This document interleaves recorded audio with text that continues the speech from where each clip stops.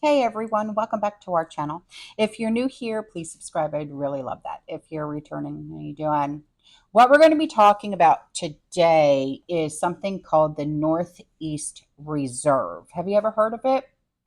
The Northeast Reserve was created a decade ago and is separate from the Strategic Petroleum Reserve that is in Texas and in Louisiana.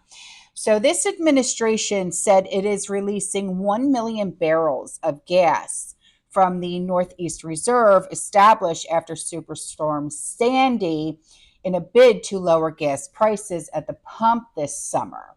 So the sale from storage sites that are in Jersey and Maine will be allocated in increments of 100,000 barrels at a time. And the approach will create a competitive bidding process that ensures gas can flow into local retailers ahead of the July 4th holiday and sold at competitive prices. So the move is intended to help lower costs for American families and consumers, follows a mandate from Congress to sell off the 10-year-old Northeast Reserve and then close it. So the language was included in a spending deal Congress approved in March to avert a partial government shutdown, if you remember that.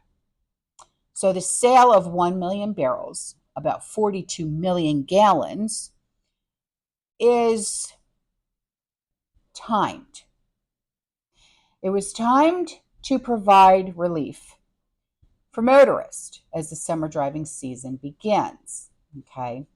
And gas prices average about $3.60 ish per gallon nationwide.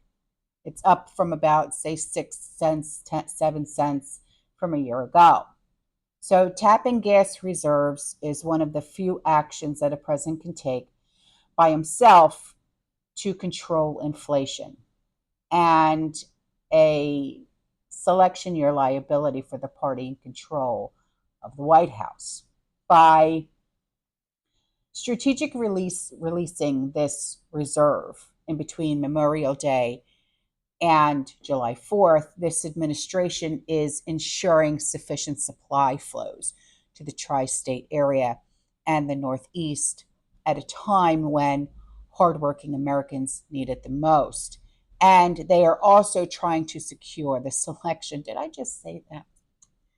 Damn me. So they're also saying that the release of gas from the Northeast Reserve builds on actions by the president to lower gas and energy costs as well, including historic releases from the Strategic Petroleum Reserve and the largest ever investment to clean energy. So then Biden, he significantly drained the Strategic Petroleum Reserve in 2022. I don't know if you're aware of that, which dropped the stockpile to the lowest level that it has ever been since the 1980s. And the election year move helped stabilize gas prices that had been rising in the wake of the war in Europe, but then drew complaints from one side that the Democratic president was playing politics with a reserve meant for national emergencies only. So then this administration has since begun refilling the oil reserve, which had more than 367 million barrels of crude oil as of last week, I think it was. So the total is lower than levels before the invasion, okay?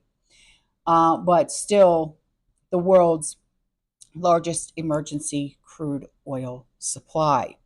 So the Northeast sale will require that the 42 million gallon reserve is transferred and or delivered no later than June 30th.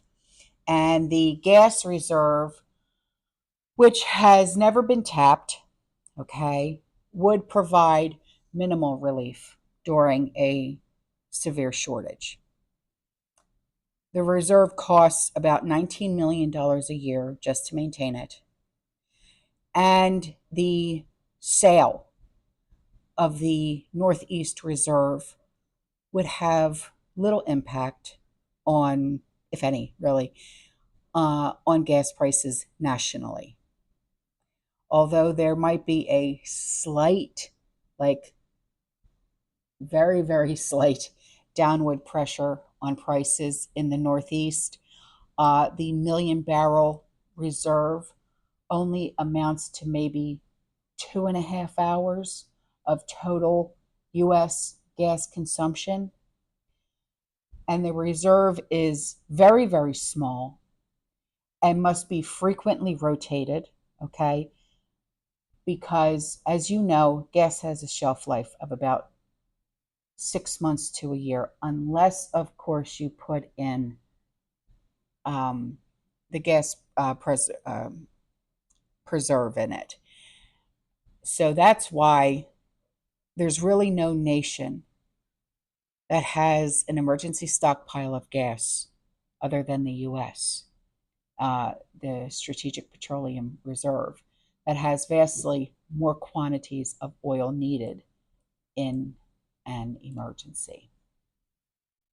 So I was not sure if you were aware of the move that was just made, okay? But now you do, all right? All right, guys, I'm out of here. I will see you in the next one. You stay safe, you stay positive, you keep prepping, and as always, fear less. Ciao.